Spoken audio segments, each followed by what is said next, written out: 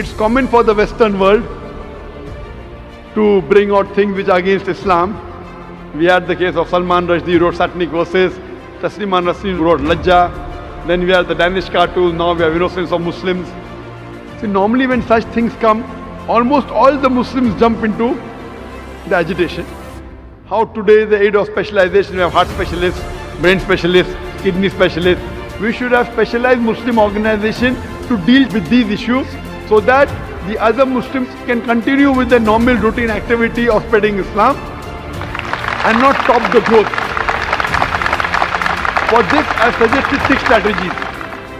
Number 1, what I suggest is,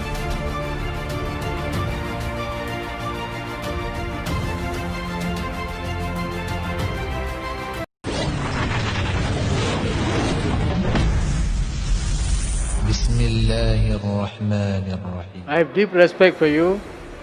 I've heard you in the YouTube many a times and I know who you are, sir. Okay. You said about the ratio of conversion. Dr. Zakir said India was ruled by Muslims for 1000 years and India is still Hindu. America and Europe may become Muslim countries because of you.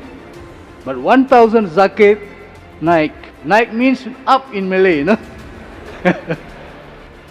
For 1000 years from now, Hinduism will not turun, but will naik.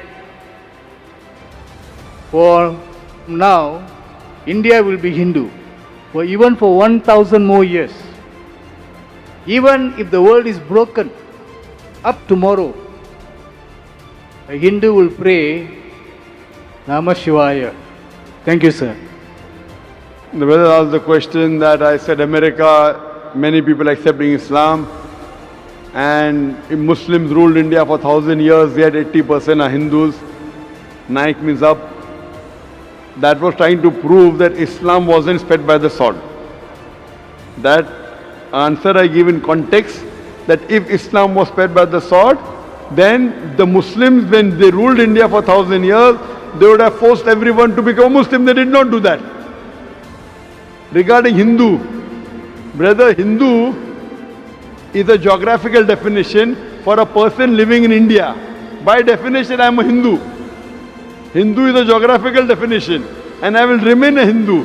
It is not a religious definition. According to Pandit Jawaharlal Nehru, the word Hindu did not appear in any of the Indian literatures until the Arabs came to India. This word Hindu was given by the Arabs. Hindu means living in the land of India. Even today when I go to Gulf countries, Saudi Arabia, they call me Hindi. Hindi means Indian. So Hindu is not a religious definition. It's a misnomer. Therefore Swami Vivekananda said that Hinduism is a misnomer.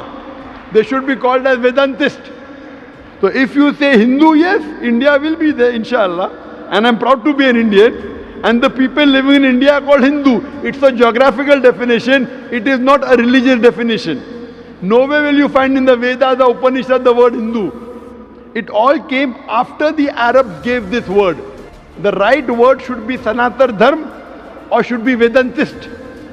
So this word is a misnomer. So geographically I am a Hindu because I live in India and it will remain there. But as far as the religion, the fastest growing religion throughout the world today is Islam, not only in the Western world, even in the Eastern world. Throughout the world today, the fastest growing religion in the world is Islam. And inshallah, this religion will keep on spreading, as you said, Naik, going on top. I know that. Someone told me that. And in Sanskrit, Naik means a mujahid. It means a hero and means a mujahid. One should strive and I am a mujahid. Hope that answers the question. A question here from a non-Muslim sister, but she's not, she don't want to come in front. Okay, we will accept here once.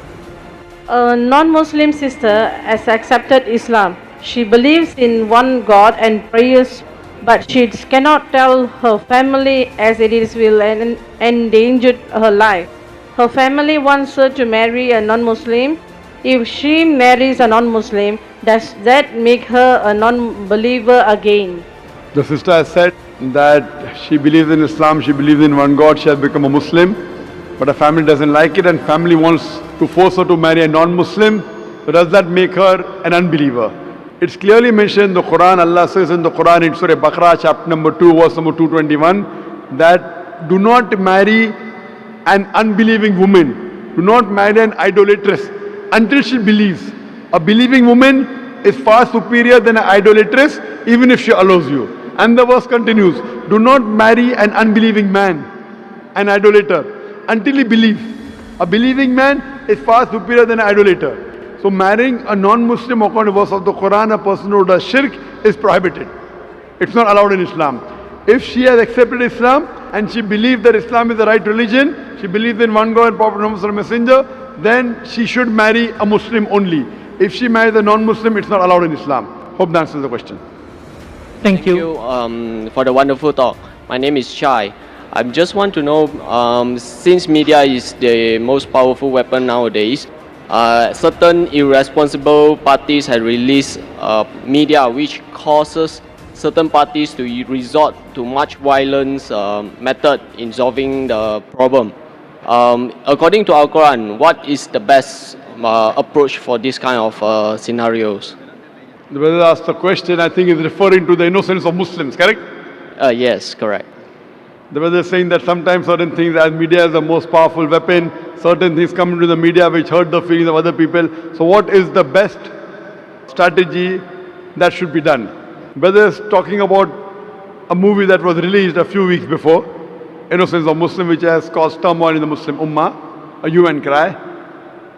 And I have given a reply that how Muslims should behave. Normally what happens that whenever such issues come, it's common for the Western world to bring out things which are against Islam. We had the case of Salman Rushdie wrote satanic verses, Taslima Nasreen wrote Lajja, then we had the Danish cartoon, now we have Innocence of Muslims. See, normally when such things come, almost all the Muslims jump into the agitation. Number one, what happens is that if Muslims are doing certain productive activity, for example, one person is doing some 100 points of activity, I am doing 100 points, he is doing 100 points. When such things happen, everyone jumps into it and we stop our normal activity. Maybe from 100 goes to 0.5. And we all jump into these things. Muslims are emotional, that is good, mashallah. But what happens, the growth of activity stops. What I suggest, there should be specialized organizations to deal with such issues. How today the aid of specialization, we have heart specialists, brain specialists, kidney specialists. We should have specialized Muslim organization to deal with these issues so that the other Muslims can continue with their normal routine activity of spreading Islam and not stop the growth. For this, I suggested 6 strategies. Number one, what I suggest is there should be a battery of international lawyers. The best lawyers from different parts of the world, maybe the best lawyers from Malaysia, from Muslim Gulf countries, maybe from India, maybe Sri Lanka, from different parts of the world, maybe best lawyers from UK, from USA. Whenever such things happen, we should file a case in the International Court of Law. I don't believe we will get justice. I know the International Court of Law is far away from justice, especially where Muslims are concerned. But at least we will put our point through. Have the best of lawyers. The person who has done the act, he should be brought to task. Even if the law will not punish him, but he'll have a hell of a time replying to it.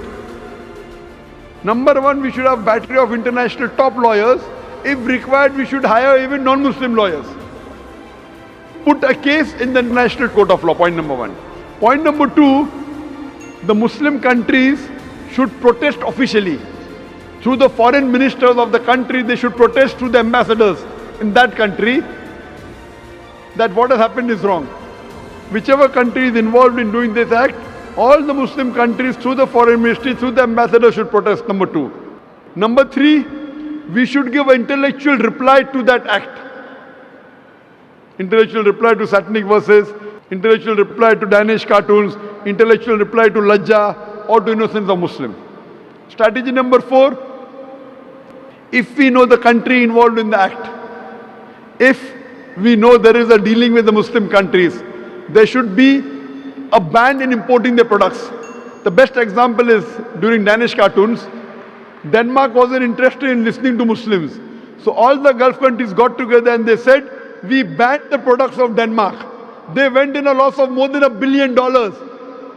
Then they wanted to sit across the table. Put a sanction against that country. If you believe in freedom of speech, we believe in freedom of using what we want. It's our wish whether we want to use Danish products or not. The moment there was a sanction against the Danish products, Denmark wanted to talk to the Muslims. This is strategy number 4. Strategy number 5, all the Muslims throughout the world should protest via email, via letters, via fax. Protest to the person who's involved, the organization involved, or the country involved. At last, there should be a mass peaceful protest. There should be a show of strength, a peaceful protest, but it should be peaceful. We should not damage the property of another country, should not hurt innocent people, should not indulge in violence. It is prohibited. We should not kill anyone of the same community. As I said earlier, it is haram in Islam. There should be a mass peaceful protest. A show of strength should be there. Millions of people should gather together, but it should be a peaceful march. We should not indulge in violence. If Muslims get together and do it intellectually, inshallah, we can give a fitting reply to such things. Hope that answers the question. Thank you.